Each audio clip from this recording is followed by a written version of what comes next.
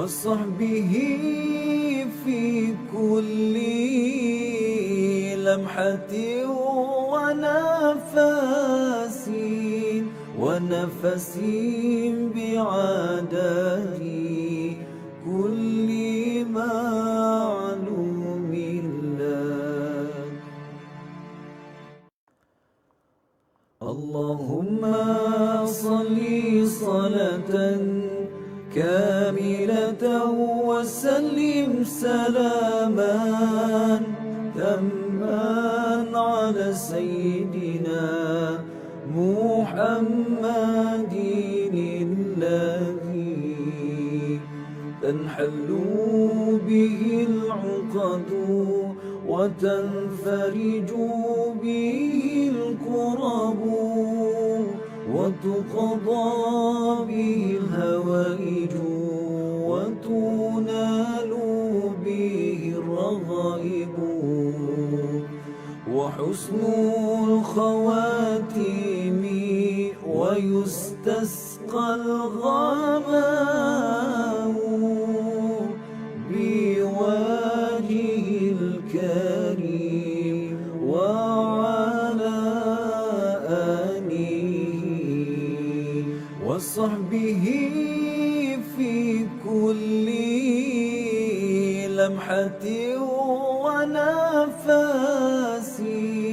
ونفس بعدد كل معلوم لك.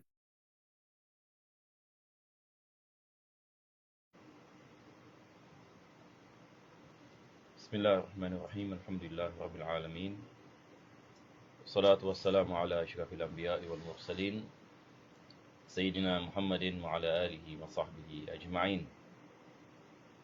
Alhamdulillah, para jemaah dirahmati Allah Subhanahu Wa Taala, kita mulakan pengajian kita pada malam ini dengan kita memanjatkan kesyukuran kita kepada Allah Subhanahu Wa Taala dapat kita meneruskan pengajian ini. Mudah-mudahan Allah menjadikan pengajian ini sebab pengampunan bagi segala dosa dan Allah mengabulkan segala hajat, memberikan kepada kita syifa daripada segala penyakit, dan Allah selamatkan kita daripada segala bala, segala bencana, segala musibah di dunia dan akhir, dan memberikan kepada kita husnul khatimah dan mengumpulkan kita bersama Nabi Muhammad SAW pada hari kiamat. Amin ya rabbal alamin.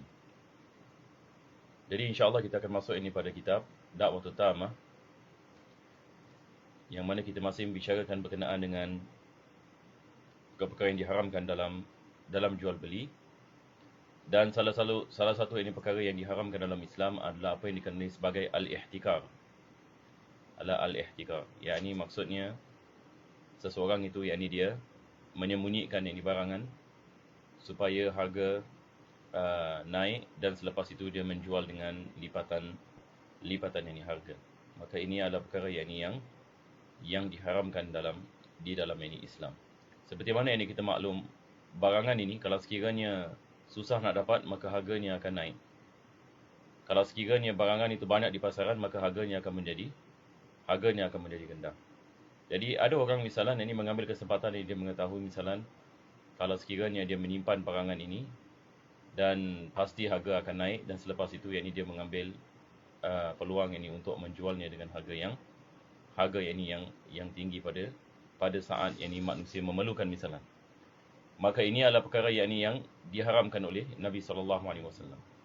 Maka Nabi mengatakan innal muhtakira mal'un, yakni orang yang melakukan ihtikar dilaknati oleh Allah Subhanahu Wa Taala, wal jaliba marzuq. Tetapi ini orang yang al-jalib, apa maksud ini jalib di sini? Kita kalau dalam bahasa kita hari ini kita panggil importer. Bahasa kita panggil importer. Ini maksudnya satu orang ini misalan dia import barangan daripada luar negeri ke dalam negeri. Kalau dalam bahasa kita juga hari ini orang panggil apa? Panggil trading kan? Fulan bin fulan buat trading. Maksudnya dia misalan dia lihat kepada masyarakatnya memerlukan sesuatu barangan. Jadi dia mendapatkannya di luar negeri.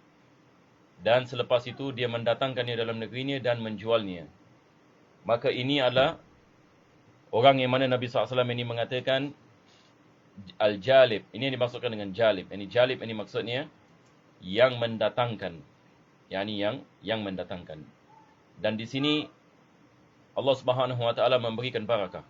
Kalau sekiranya seorang peniaga niat dengan berniaga untuk membantu orang. Maksudnya untuk memudahkan orang untuk mendapatkan barangan misalnya. Maka dia akan mendapat pahala di sisi Allah Subhanahu wa taala. Apabila dia mendatangkan barangan tersebut yang menjadi sebab orang dapat keselesaan misalnya. Jadi ini adalah perkara yang sangat digalakkan dalam Islam. Nabi SAW menggalakkan tijarah seperti mana kita mengatakan sebelum ini. Dan Nabi SAW menggalakkan seseorang itu untuk membawa barangan kepada masyarakatnya sebagai keperluan bagi mereka. Maka Nabi SAW ini mengatakan orang yang melakukan ini akan dimurahkan rezekinya. Cuba bayangkan. Nabi SAW ini mengatakan sedemikian. Maka seorang Muslim yang melakukan perniagaan, dia kena faham ini perkara seperti ini. Kita sebagai seorang Muslim ini tidak hanya ingat kepada keuntungan dan duit dan sebagainya. Memang tidak menafikan itu adalah perkara yang semua orang mahu. Sebab orang melakukan perniagaan untuk mendapatkan keuntungan. Memang kita tidak menafikan. Tetapi dalam masa yang sama juga kita harus memasangkan niat-niat yang baik supaya usaha kita insya-Allah taala akan diberikan ganjaran oleh Allah Subhanahu wa taala dan kita dapat ikut sunnah Nabi SAW di dalam perniagaan. Dan juga kita tidak lupa Nabi SAW sebelum nubuwah beliau adalah peniaga. Beliau adalah seorang peniaga. Dan selepas kenabian juga dia menggalakkan sahabatnya menggalakkan para sahabatnya untuk melakukan perniagaan sebab dia menjadi sebab kekuatan ekonomi bagi masyarakat dan sebagainya. Dan ramai sahabat Nabi SAW kalau kita di Madinah, ramai mereka berniaga seperti Abdul Rahman bin Auf radhiyallahu an. Begitu juga kita ada Uthman bin Affan radhiyallahu an, Abu Bakar radhiyallahu an yang juga seorang peniaga. Dan ramai sahabat-sahabat yang lain. Mudah-mudahan Allah Subhanahu wa taala memberikan kepada kita taufik dan barakah insya-Allah dalam apa saja yang kita buat. Sama ada kita berniaga ke, kita bekerja ke, kita berdoa kepada Allah, Allah murahkan. Allah Subhanahu wa taala murahkan rezeki. Allah yang memberikan rezeki, maka perniagaan adalah asbab. Begitu juga dengan pekerjaan kita adalah asbab. Maka bila kita melakukan perniagaan dan pekerjaan, ingatlah kepada yang memberikan kepada kita rezeki, iaitu Allah Subhanahu wa taala. Insya-Allah dengan itu perniagaan kita akan diberkati oleh Allah, pekerjaan kita juga akan diberkati oleh Allah sebab kita berniaga kerana Allah dan kita bekerja juga kerana Allah Subhanahu wa taala. Seterusnya Imam Al-Haddad mengatakan si pembawa barang niagaan untuk dijualnya dalam pasaran pada waktu itu juga dengan mengambil sedikit untung. Ada suatu berita yang lain mengatakan bahawa siapa yang menyuruk makanan selama 40 hari lalu disedekahkannya semua sekali, maka sedekah itu tiada berguna buat dirinya selain menjadi kafarah dari dosa penyurukannya. Kenapa kita lihat apa mudarat berkenaan dengan ihtikar ini? Sebab dia membuat mudarat bagi orang lain. Orang lain memerlukan barangan itu dan dia ada barangan tersebut akan tetapi dia tidak mahu menzahirkan, maka dia membawa keburukan bukan kepada dirinya tetapi keburukan kepada orang lain. Maka ancaman-ancaman seperti ini seperti mana disebutkan oleh Imam Al-Haddad, bahawasanya hatta kalau dia sedekah sekalipun, selepas dia melakukan ihtikar, dia tidak mendapatkan apa-apa manfaat daripadanya selain tebusan bagi dosa ihtikar yang dia telah melakukan. Selepas itu beliau mengatakan dalam berita yang lain menyebut bahawa para penyuruk barang niagaan itu akan dibangkitkan di hari kiamat bersama-sama dengan kumpulan pembunuh. Dan suatu peristiwa Amirul Mukminin Ali bin Abi Talib radhiyallahu anhu telah membakar makanan yang disorokkan oleh orang. Nah, ini semua adalah berdasarkan dengan beberapa riwayat disebutkan oleh penulis. Semua ini membawakan kepada makna akan besarnya mudarat yang dibawa oleh perbuatan seperti ini. Tetapi kita lihat zaman sekarang ini berlaku. Zaman sekarang di sebahagian negara yang di luar misalan ini yang mereka melakukan. Pernah berlaku misalan mereka buang mereka sanggup buang beras misalan dalam lautan, mereka buang, kita dengar cerita misalan mereka buang tepung misalan supaya harganya naik dan mereka jual ini dengan harga yang tinggi. Maka ini juga yang ini dilakukan ini oleh sebahagian ini manusia, naudzubillah min dzalik, ini pada zaman sekarang. Maka perbuatan seperti ini dilaknati ini oleh Allah Subhanahu Wa Taala. Apalagi ini membuang makanan. Ini sekarang zaman ini kita dengar orang buang makanan.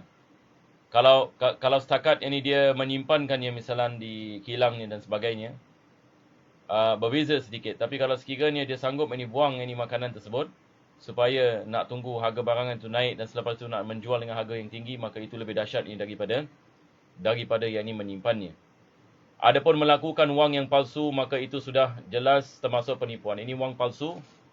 Pada zaman dahulu pun ini juga ada yang ini isu yang ini wang palsu, sebab zaman dahulu menggunakan dinar dan dirham.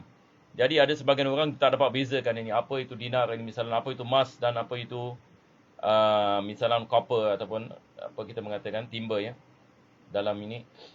Dan orang tidak dapat ini membezakan, maka ia adalah satu yang ini penipuan. Zaman sekarang penipuan yang ini menggunakan currency, yang ini misalnya currency yang tipu ataupun kertas yang tidak ada apa kita mengatakan bukan yang ini duit dan sebagainya. Ini semua adalah perkara yang diharamkan di dalam Islam, kecuali jika memang ini sudah menjadi mata wang yang diakui untuk dipermuamalatkan dalam negeri. Yang ini melainkan kalau itu adalah daripada yang ini mata wang. Jadi mata wang ini dia boleh berwujud ini dalam beberapa jenis. Ini disebutkan oleh ulama-ulama kita ini dahulu. Maka zaman dahulu mereka menggunakan misalan dinar dan dirham. Begitu juga ulama kita mengatakan kalau sekiranya dinar dan dirham tidak ada, bagaimana kita nak menggunakan mata wang? Maka ulama kita mengatakan misalan ini kita boleh menggunakan makanan ini sebagai mata wang. Ini cuba bayangkan. Jadi apa saja benda yang ini yang intrinsik, kalau dalam bahasa Inggeris kita panggil intrinsik. Ini maksudnya dia ada nilai yang ini daripada dirinya sendiri, daripada zatnya sendiri. Maka ini kita mengatakan boleh dijadikan ini sebagai mata wang. Kalau sekiranya emas ini dan perak ini tidak ada. Sebenarnya zaman sekarang kita tidak membicarakan ini tentang emas dan perak. Kita ada apa yang kita dikenali ini sebagai fiat, ini currency. Dan ini bahasanya ini sangat panjang. Banyak ulama-ulama kita menulis ini kitab ini berkenaan dengan keadaan kita hari ini, yang mana kita tidak ada jalan keluar ini melainkan untuk kita menggunakan ini fiat, ini currency ini. Walaupun ini dia adalah perkara yang pada hakikatnya batil. Dalam Islam, perkara yang ini seperti ini, kalau negara yang ini Islam dan sebagainya, maka mereka menggunakan emas dan perak seperti mana yang digunakan Nabi SAW. Begitu juga yang ini benda-benda yang dibolehkan jadikan sebagai wang. Tetapi keadaan ini yang kita tinggal hari ini agak yang ini berbeza. Maka sebagai seorang Muslim, apa yang saya nasihatkan adalah kita nak kena belajar tentang mata wang ini hari ini. Ini adalah perkara yang sangat penting sekali bagi tiap-tiap orang Islam. Perlu yang ini untuk mempelajari the monetary, apa dia panggil, international monetary system. Ini dia punya topik dia. International monetary system. Perlu kita baca sejarah. Apa yang dimasukkan di Bretton Woods ini. Misalan, kalau kita baca sejarah misalan wang kertas ini, dulu dia backed by gold. Wang kertas sejarahnya sebelum 1971, tak silap saya. Sebelum 1971, kita boleh pergi bank. Kalau kita ada duit, misalnya duit kertas, misalnya kalau kita duduk di Singapura, kita pergi bank kasih emas. Kita boleh tukar duit kertas dengan emas. Yang ini $10 ini, dia backed by gold. Yang ini maksudnya, kita boleh tahu berapa berat ini gold yang kita boleh dapat. Tetapi selepas 1971 ini, apa yang dikenali sebagai The Bretton Woods ini agreement, maka Amerika tarik balik ini. Dia mengatakan mulai hari ini sudah tidak ada emas. Sudah tidak ada emas. Maka ini adalah sejarah yang paling penting sekali, yang bukan saya mengatakan paling penting, dia antara sejarah yang paling penting yang berlaku dalam 100 tahun yang lepas. Dia berlaku ini pada tahun sama ada 1971 ataupun 1972, pada zaman Nixon, Presiden Amerika. Nama dia Nixon sebab banyak negeri-negeri simpan duit US dan mereka minta emas mereka balik, tapi Amerika tak ada emas. Jadi lepas itu mereka mengatakan kami tidak akan kembalikan emas. Jadi itu mulanya sampai hari ini. Subhanallah, cuba bayangkan, sampai hari ini wang kertas kita tidak backed by gold. Tapi subhanallah, ada orang Islam sampai yang ini dia menyangkakan duit kertas ini backed by gold. Ini sudah 1971, 60 tahun ini yang lalu, 50 tahun ini yang lalu. sudah yang ini tidak back any by gold. Jadi maksudnya wang kertas yang kita ada ini tidak ada value di dalamnya. Itu cerita. Tetapi dia boleh jadi duit. Ini adalah pelik dan ajaib ini pada zaman yang kita tinggal hari ini. Sebab kita nak baca sejarah ini. Maka ulama kita mengatakan dibolehkan kita menggunakan wang kertas dan sebagainya. Kita semua ini menggunakan wang kertas. Ini dalam bab darurah ya. Dalam bab darurah. Ala kulli hal, insya-Allah ini kita teruskan ya. Kita akan pergi kepada kitab seterusnya.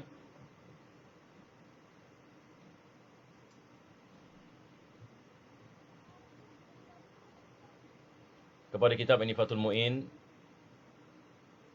Dan pada minggu yang lepas kita masih membicarakan tentang perkara-perkara yang membatalkan solat. Jadi daripada perkara yang kita berbicara akhir sekali berkenaan dengan berbicara dalam solat. Jadi penulis ini membicarakan misalan kalau sekiranya seorang itu melafazkan dua huruf.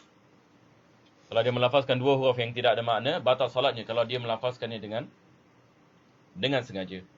Ataupun satu huruf yang membawa makna seperti mana kita mengatakan kalau dia mendatangkan Quran, zikir, doa, ini tidak membatalkan solat. Selepas itu, kita membicarakan berkenaan dengan masalah berdehem ya.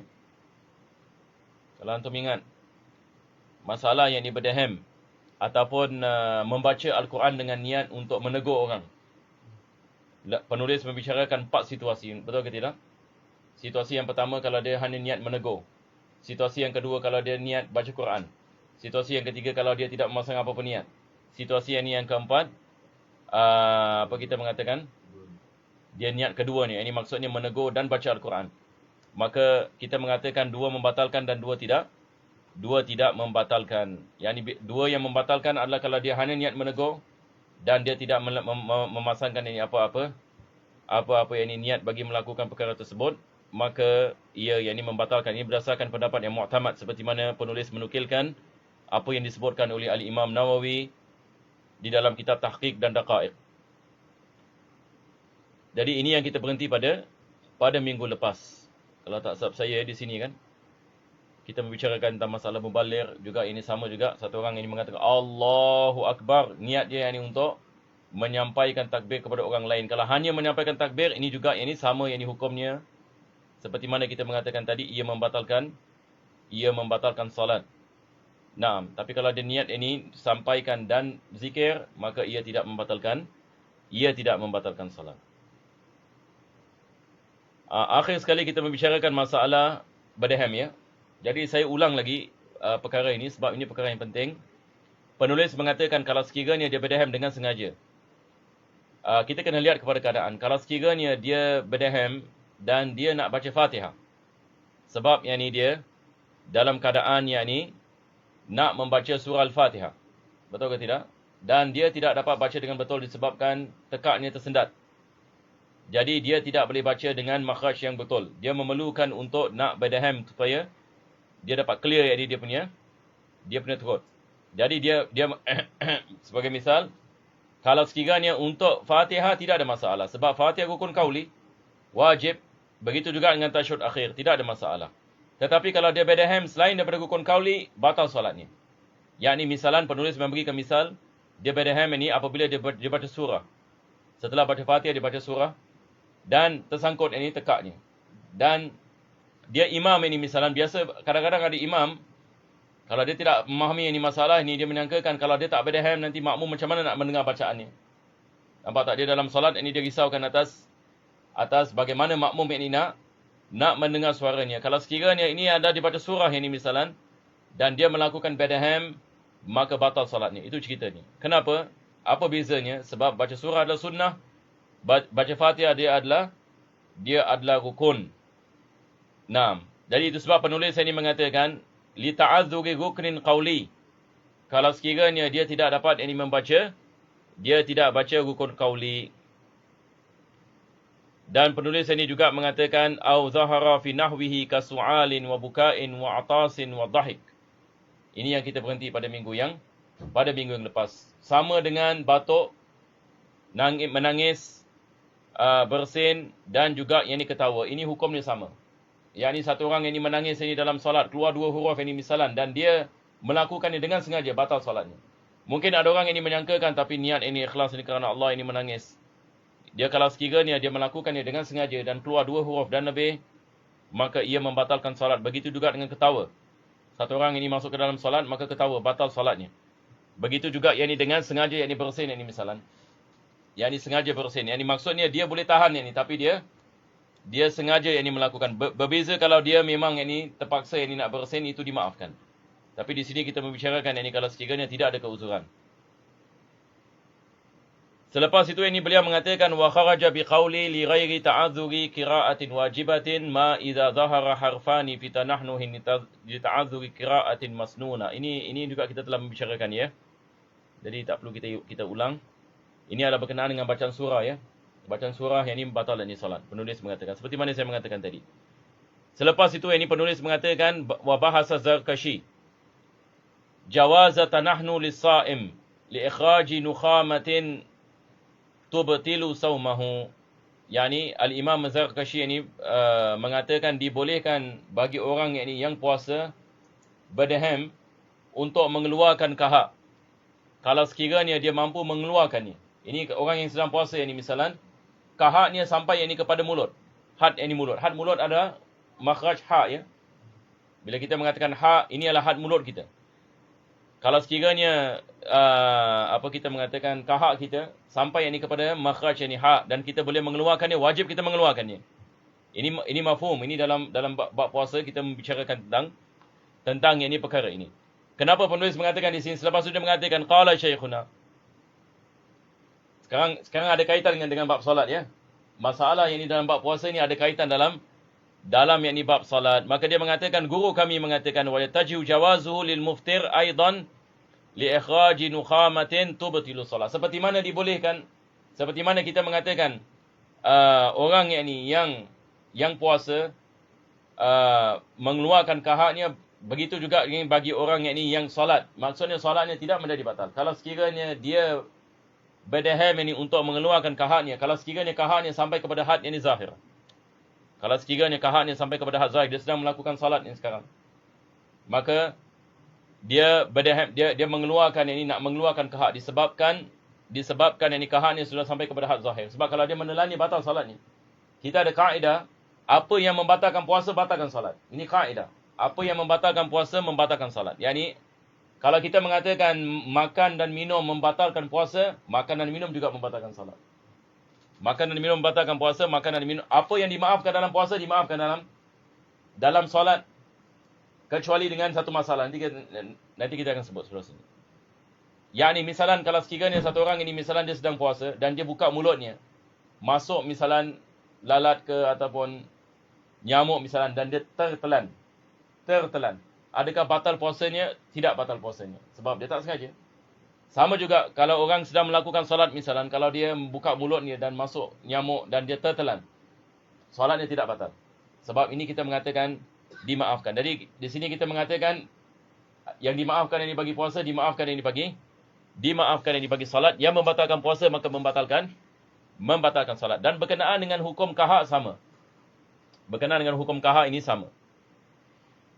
Tak kira sama ada kahak ini daripada perut ataupun daripada otak ya. Ini juga akan disebutkan nanti oleh penulis.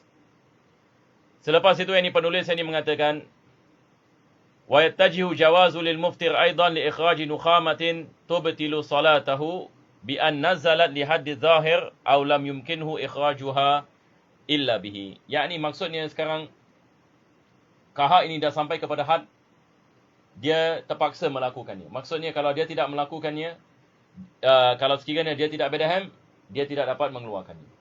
Maka dalam keadaan seperti ini, berdehem dalam keadaan seperti ini, maka ia tidak membatalkan puasa.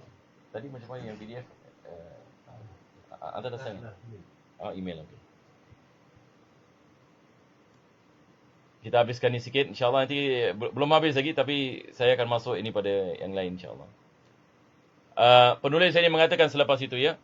Sekarang kita baca bahasa Melayunya dulu. Dia mengatakan Az-Zarkashi membahas tentang dibolehkannya berdehem dalam solat bagi orang yang sedang berpuasa guna mengeluarkan liur kahak yang dapat membatalkan puasa. Kemudian berkata guru kita, kebolehan itu mengarah pula kepada yang tidak berpuasa guna mengeluarkan liur yakni kahak yang dapat membatalkan solatnya.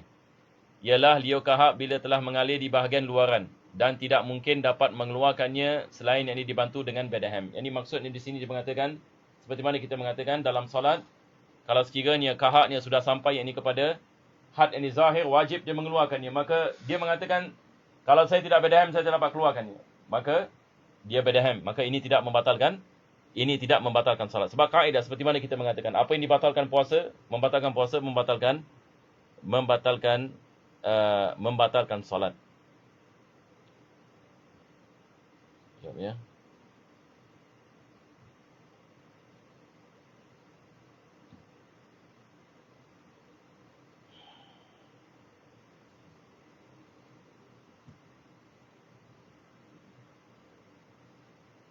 Okey. Okey, kita lihat sini. Pada muka surat yang seterusnya,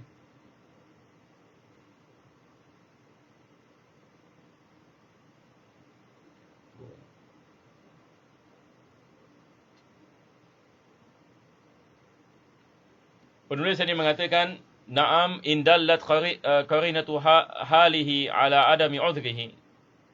Oh, ni ada apa? Ada satu muka surat tak salah saya lepas ni. 207. Tadi ya? Sekejap.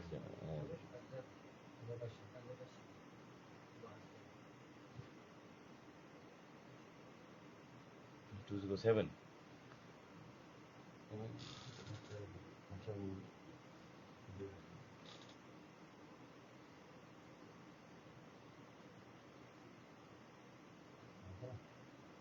Okey.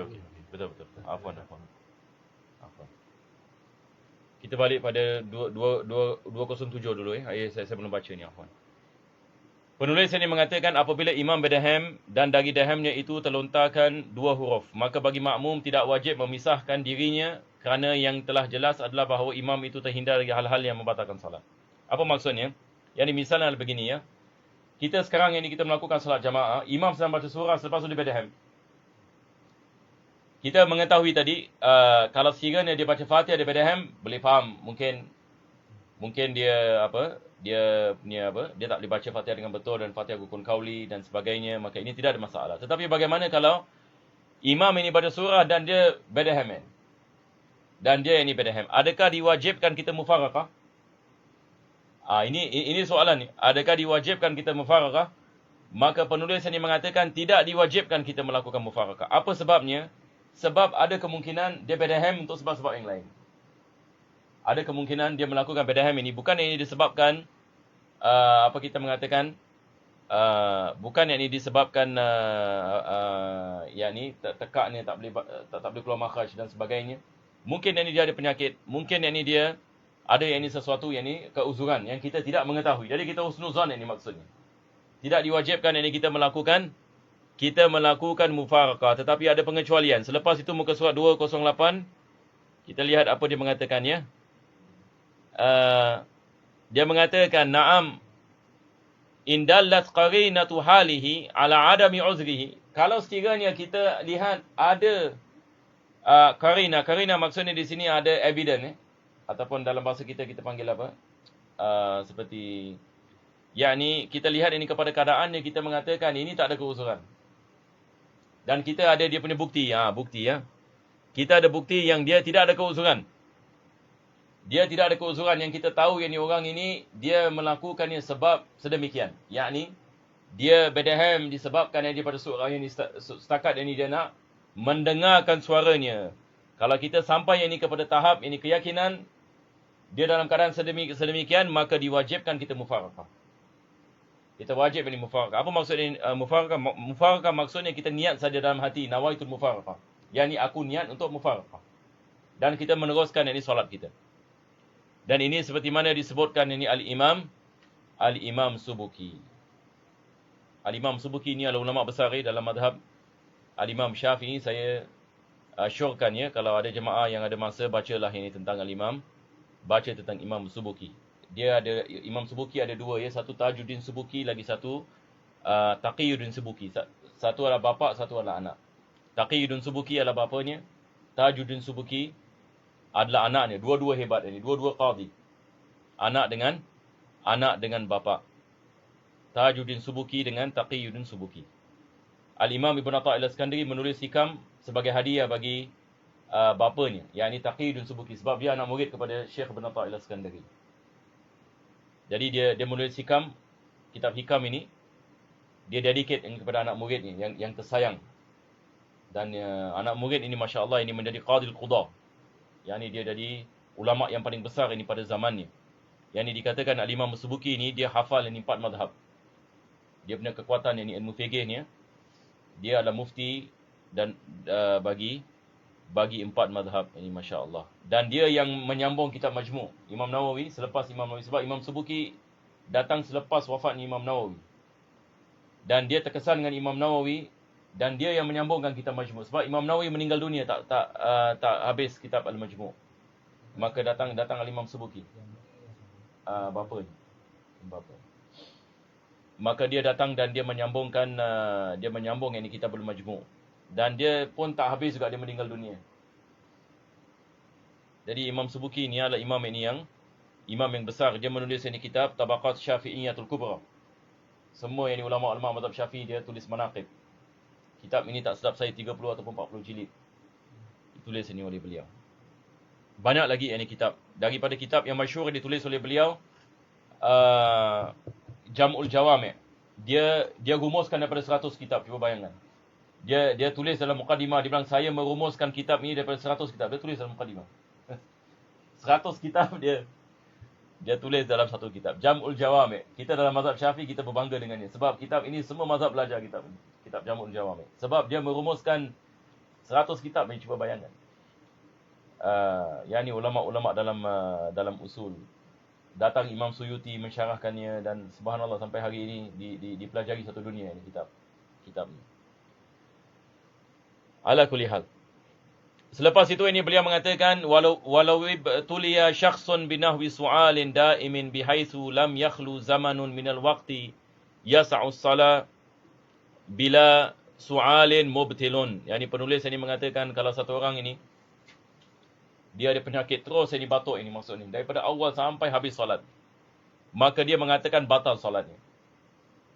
Batal yakni solatnya. Tetapi selepas itu qala syekhuna ini dia mengatakan, ini guru kami ini mengatakan yakni dimaafkan sebenarnya. Apa maksudnya di sini? Sekarang keadaannya adalah begini ya. Satu orang ini misalan dia mengatakan saya ni ada keuzuran. Apa keuzurannya? Saya tak boleh tahan batuk. Asyik batuk saja. Jadi penulis ini mengatakan batal ini solat ni orang seperti ini. Tetapi gurunya ini mengatakan ini dimaafkan. Jadi perkataan Ibn Hajar yang dia dipegangi ya. Maka dia mengatakan dimaafkan.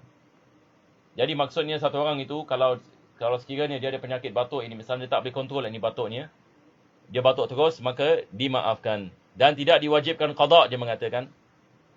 Tidak diwajibkan qada setelah dia sembuh. Yang ini misalnya dia batuk selepas itu dia sembuh. Adakah diwajibkan qada? Tidak diwajibkan qada. Dimaafkan. Sebab ada keuzuran. Au binutqin. Yang ini dia mengatakan au binutqin biharfin mufhim. Ini saya telah membicarakan minggu lepas. Dan saya mengatakan penulis akan membicarakan ini sekarang. Sekarang dia akan membicarakan. Cuma minggu lepas saya buat rumusan. Kita membicarakan ini tentang harfun mufhim. Satu huruf yang memberi makna. Seperti apa? Qi, I, fi. Ini fi'il amr ini. Qi daripada wiqayah. I daripada wa'i. Fi daripada wafa. Nampak tak? Macam dalam bahasa Arab ini kita mengatakan macam apa? Kita mengatakan jagalah kau punya diri. Qi. Kita satu huruf je. Qi. Kita mengatakan laksanakan janji apa dalam bahasa Melayu kita macam apa? Tunaikan janji. Tunaikan janji. Kita mengatakan fi je. Cuba bayangkan. Satu huruf je. Fi ini maksudnya tunaikanlah. Yani apa yang kamu telah janjikan. Daripada perkataan al-wafa.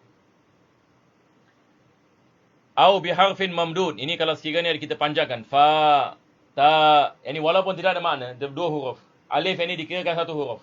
Mamdud, yani maksudnya dengan mad. Maka ini membatalkan solat.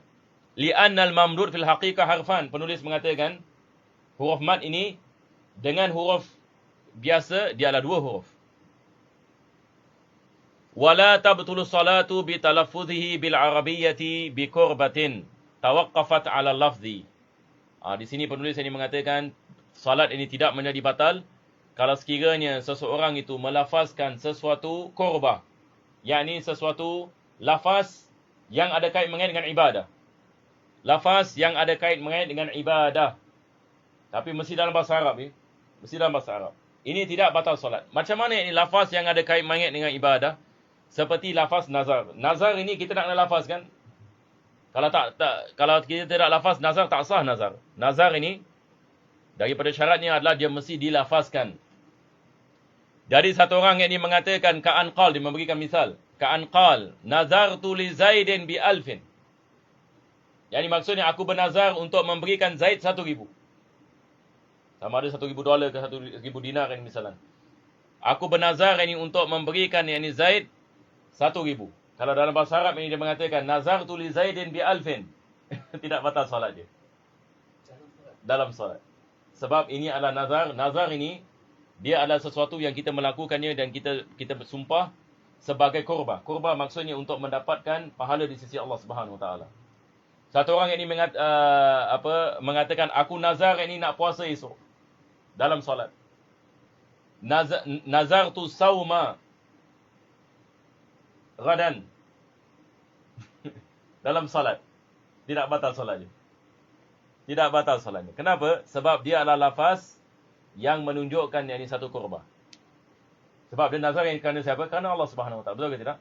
Kerana Allah Subhanahu Wa Taala. Dan dia ada kait mengenai dengan ibadah. Dia ada kait mengenai dengan ibadah. Maka solatnya tidak menjadi batal. Ini adalah misal yang pertama. Misal yang kedua seperti membebaskan hamba. Membebaskan hamba juga satu ibadah. Yani Islam menggalakkan yani membebaskan hamba. Maka dia mengatakan a'taqtu fulanan, yakni aku membebaskan fulan. Yakni misalan hambanya nama Hasan misalan, a'taqtu Hasan. Aku membebaskan Hasan. Maka ini tidak batal solatnya. Sebab dia adalah lafaz yang menunjukkan qurbah. Yakni qurbah ini dia seperti ibadah, takarrub, yakni sesuatu yang kita mendekatkan diri kepada Allah. Qurbah maksudnya sesuatu yang kita melakukannya untuk mendekatkan diri kepada Allah Subhanahu Wa Taala. Maka nazar ini dia adalah qurbah. Kenapa kalau kita menanyakan kepada orang kenapa ini kamu nazar? Sebab nak mendekatkan diri kepada Allah. Satu orang yang ini dia bernazar nak puasa ataupun dia bernazar nak memberikan sedekah ataupun dia bernazar untuk bangun malam dan sebagainya. Maka ini semua adalah daripada mendekatkan diri kepada Allah. Sama juga yang ini bernazar ini untuk membebaskan hamba.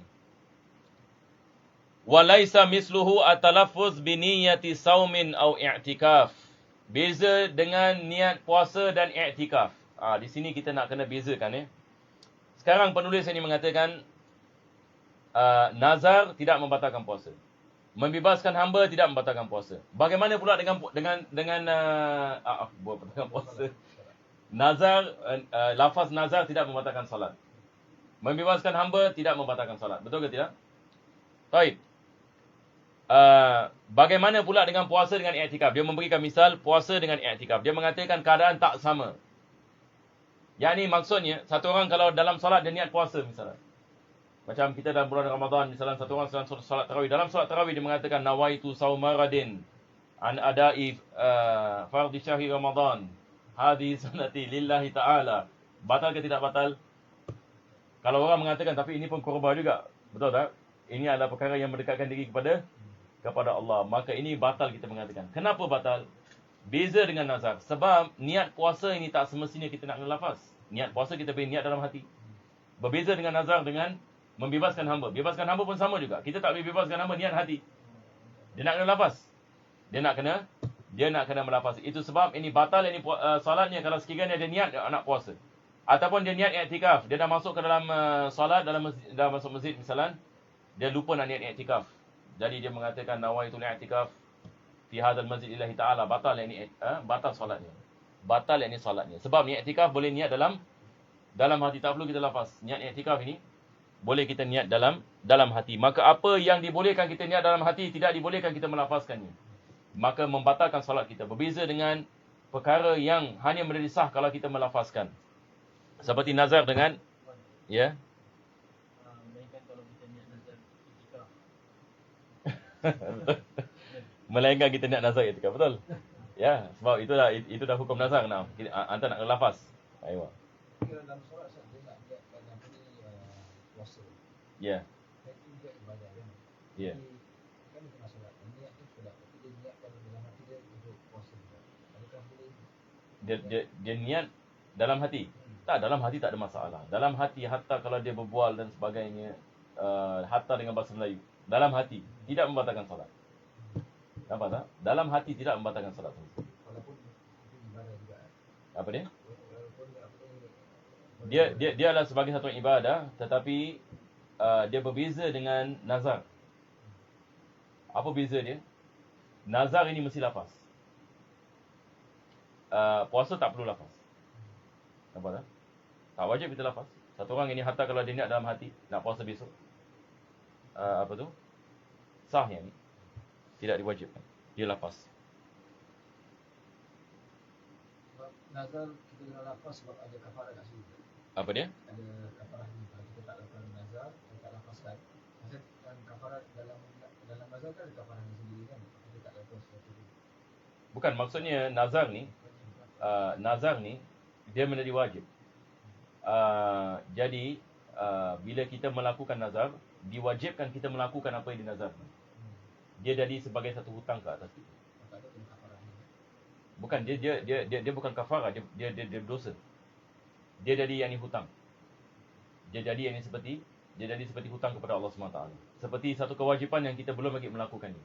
Seperti satu orang ini dia tidak melakukan solat zuhur misalnya. Jadi dia nak kena qada. Nampak tak? Dia nak kena melakukan, sebab itu adalah perkara yang wajib. Perkara yang wajib. Jadi bila dia melakukan nazar, sekarang sudah menjadi wajib ini ke atasnya. Selepas itu penulis ini mengatakan, kita baca bahasa Melayu ni ya. Dia mengatakan lain halnya melafazkan niat puasa ataupun i'tikaf, kerana niat untuk ini tidak tergantung sahnya pada lafaz. Boleh faham insya-Allah? Tidak tergantung sah pada lafaz. Jadi maksudnya lafaz tak menjadi syarat. Maka tidak mutlak ini perlu dilafazkan. Dan tidak batal pula sebab mengucapkan doa yang diperbolehkan sekalipun untuk orang lain. Yang ini berdoa dalam salat ini misalan. Allahumma ighfir lil mu'minin, Allahumma ighfir lil muslimin. Doa ini untuk orang lain ataupun doa untuk diri kita misalan. Ini tidak membatalkan salat. Bisa dengan bersin kan juga. Ya, bersin. Bersin boleh jawab kan kita doakan tu. Tak, di sini maksudnya kita mendoakan orang lain. Tetapi bukan dengan menggunakan apa kita mengatakan khitab. Yang ni beza kita mengatakan misalan yarhamuhullah. Misalan satu orang bersin, dia kata alhamdulillah. Kalau kita mengatakan yarhamkallah, batal solat kita. Sebab kita menujukan ini bagi dia. Yarhamka, ka ini balik kepada siapa? Balik kepada orang ini. Maka ini batal dari solat kita. Tapi kalau kita mengatakan yarhamuhullah, ini tidak batal. Ini akan disebutkan nanti. Sebab ini dia balik kepada third person. Dalam bahasa Arab kan kita ada first person, second person, third person. Kalau dia balik kepada third person tidak ada masalah. Kita mendoakan untuk orang lain.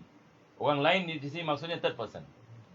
Tapi yang membatalkan adalah bila kita mendoakan second person. Boleh faham insya-Allah? Baik. Maka selepas itu penulis mengatakan yang ucapan ibadah ataupun doa itu tidak digantungkannya. Yani tidak boleh yani kita menggantungkannya. Ataupun yani menujukannya kepada makhluk. Menujukannya menjadi kepada makhluk. Dia akan memberikan misal. Kita akan lihat di sini.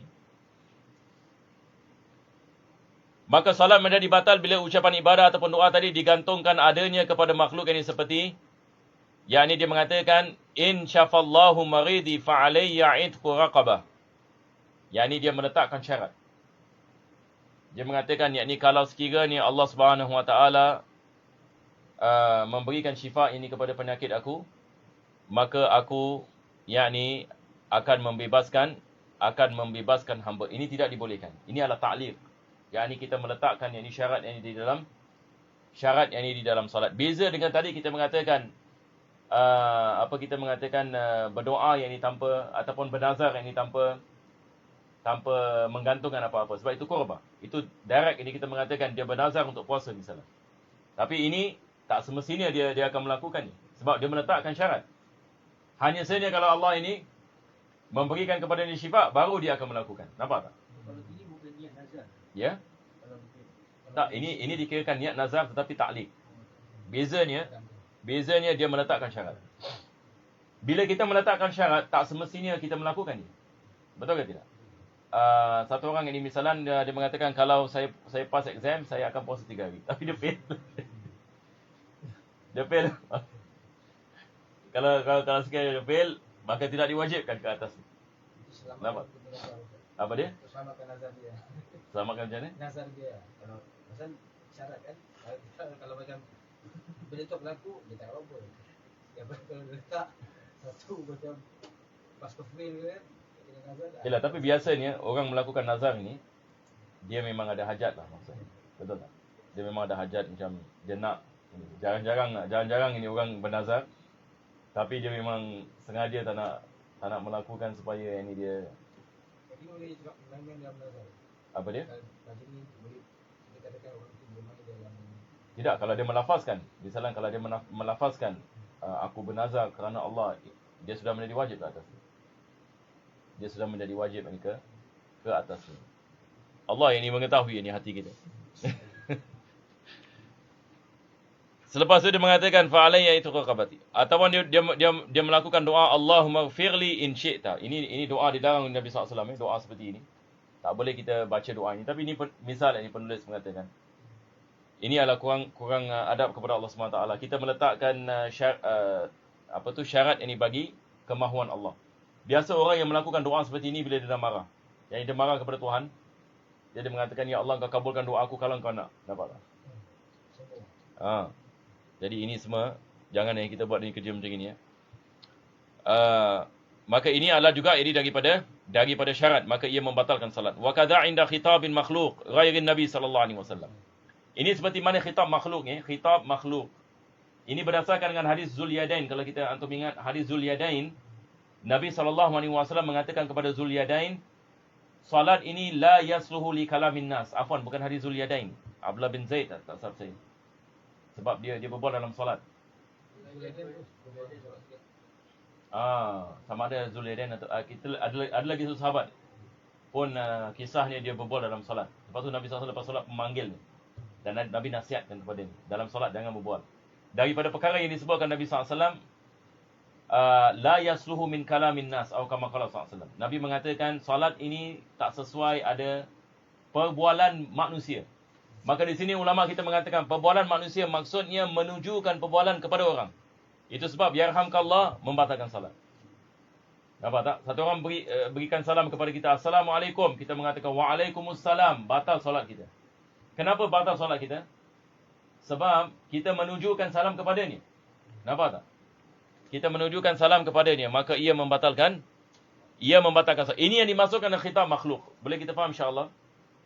Ini yang dimasukkan dengan khitab makhluk. Ini penulis yang mengatakan di sini. Khitab ini makhluk ini maksudnya menunjukkan perbualan kepada selain Allah dan selain Nabi Muhammad SAW. Ini juga disebutkan oleh penulis. Beza dengan Nabi SAW. Beza dengan Nabi SAW. Yakni satu orang ini dalam salat mengatakan Assalamualaikum ya Rasulullah. Assalamualaikum. Tadi kita mengatakan kalau orang memberikan salam, Assalamualaikum, kita mengatakan Waalaikum. Ini khitab kan? Waalaikum. Batal solat kita. Tapi beza dengan Nabi SAW, yakni mengatakan Assalamualaikum ya Rasulullah, tidak membatalkan solat. Sebab dalam solat tiap kali kita solat kita baca Assalamualaikum. Betul ke tidak? Bila kita baca? Dalam tasyahud. Assalamualaikum ayyuhan nabiyyu. Maknanya sama yang ni Assalamualaikum ya Rasulullah. Sebab ayyuhan nabi juga nida. Dia adalah harfun nida. Nida maksudnya kita memanggil. Nah. Sebab kita ada ayat dalam Al-Quranul Karim, istajibu lillahi war rasul idza da'akum. Yani kalau Allah dan Rasul memanggil kamu, maka hendaklah kamu menyahut. Nampak tak? Sebab ini dia tidak membatalkan salat. Tapi selain Nabi SAW, maka batal salat kita kalau kita berbual dan kita menujukan kepada orang itu. Walau inda sama'ihi li dhikrihi 'alal awjuh. Walaupun penulis ini mengatakan satu orang ini dia dalam salat, dia dengar nama Nabi SAW disebutkan di luar salat, dan dia mengatakan sallallahu ala Muhammad ini misalnya. Yang ini disebabkan dia dengar nama Nabi SAW. Selepas itu yang ini dia mendatangkan selawat ini dalam salat. Ini tidak membatalkan salat. Walaupun ada khilaf. Ini penulis mengatakan ala laujuh, ada khilaf di antara ashab. Tetapi pendapat ini yang disebutkan oleh ulama kita, juga disebutkan dalam syarah kitab Fathul Mu'in, seperti Al-Imam Azra'i ini mengatakan ia tidak membatalkan salat. Boleh faham insya-Allah ya? Yang ini maksudnya dia dalam salat diselawat atas Nabi SAW.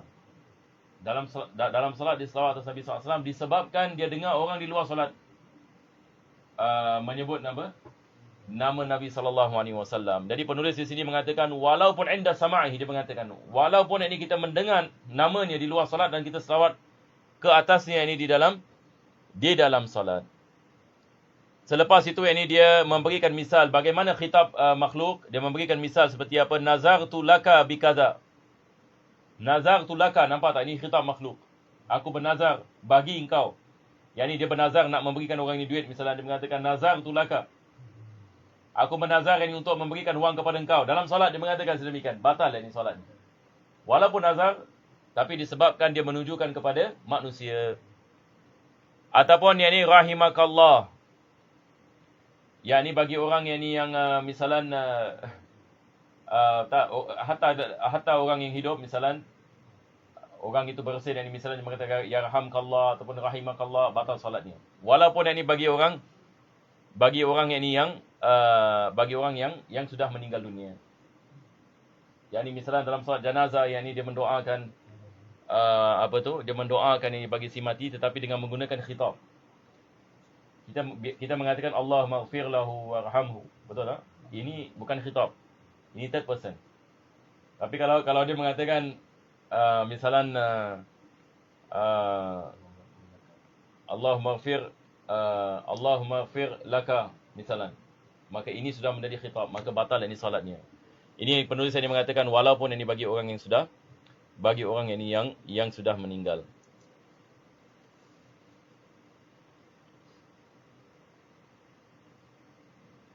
Di sini saya rasa ada silap dalam terjemahannya. Kita lihat di sini dia mengatakan, kita baca sikit ya.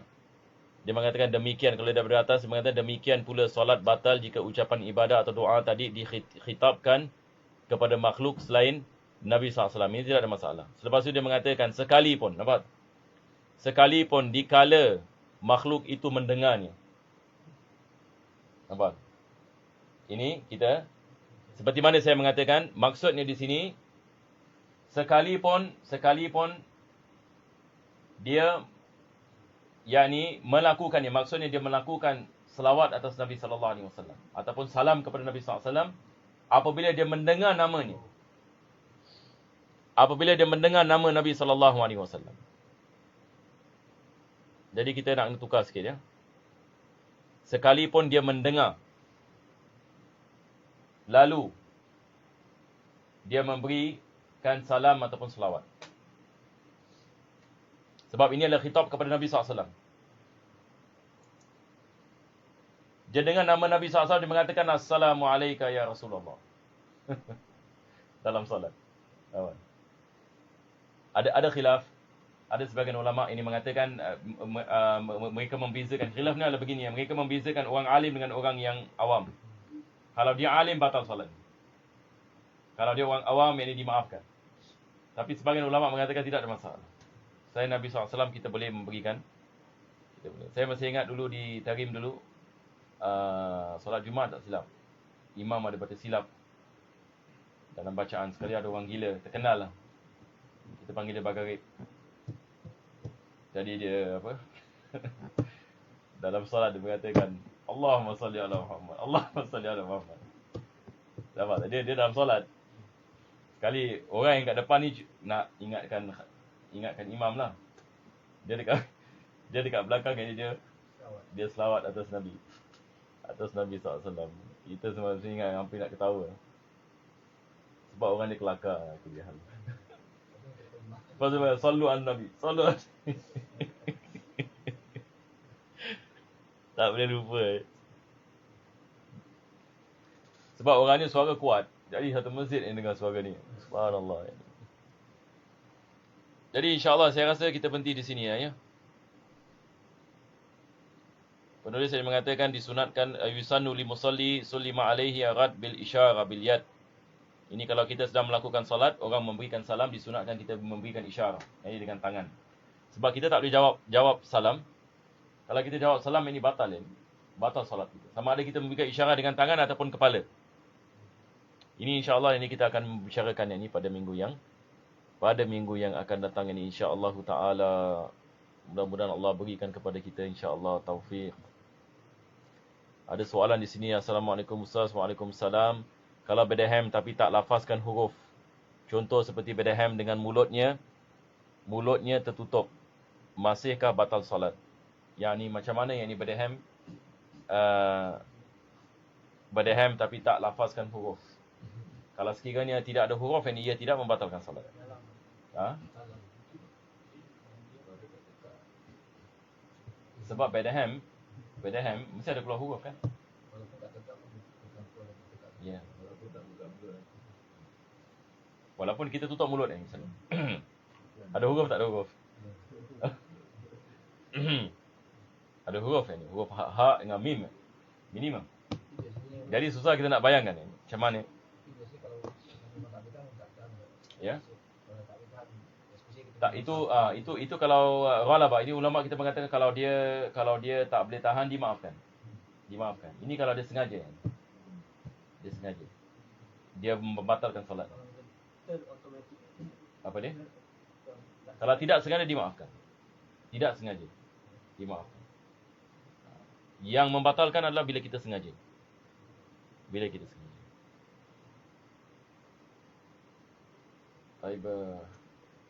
Jadi insyaAllah kita berhenti ya. InsyaAllah kita baca suratul Fatihah. Mudah-mudahan Allah Subhanahu Wa Taala memberikan kepada kita kefahaman dan ketakwaan insyaAllah. Ila hargat Nabi SAW. Al-Fatihah.